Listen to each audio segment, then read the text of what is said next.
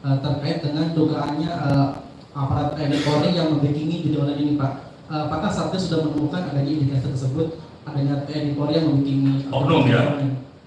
Ya, oknum TNI Polri, ya. Dan memang apakah sudah ada oknumnya, dan ini kan aktivitas judi online udah lama, Pak. Kenapa baru pemerintah baru sekarang panasnya nih, Pak, baru menindak ini bagaimana, Pak? Dan ini kan belum ada penindakan kepada bandar.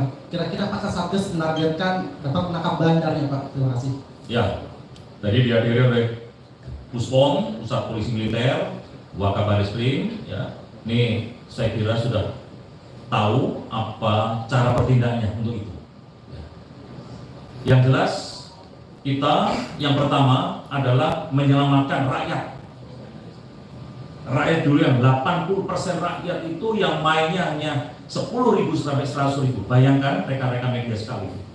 Hanya seorang tukang cek, pulang tidak bawa duit. Karena apa? Karena ingin melipat gandakan pendapatannya, namun habis di judi online. Masyarakat kecil kasihan. Ada lagi yang ingin mendapatkan lebih banyak dari hutang, kalah di judi online. Ini yang utama yang kita berantas. Saya minta rekan-rekan media sekalian juga terus mengikuti tugas Satgas ini, terutama adalah 3 tugas yang akan kita selesaikan dalam minggu ini, minggu depan. Itu ada hasilnya, khususnya yang nomor 2 adalah jual beli rekening, dan yang ketiga adalah top up isi ulang, dan Kominfo juga akan menutup.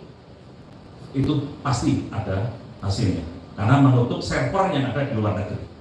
Untuk yang pertama tadi, laporan PPATK ini perlu waktu 30 hari dari laporan, karena setelah 30 hari tidak ada yang ngaku, maka aset berupa uang itu sesuai putusan pengadilan akan diambil untuk negara dan dilakukan tindakan hukum oleh. Download Tribun X sekarang, menghadirkan lokal menjadi Indonesia.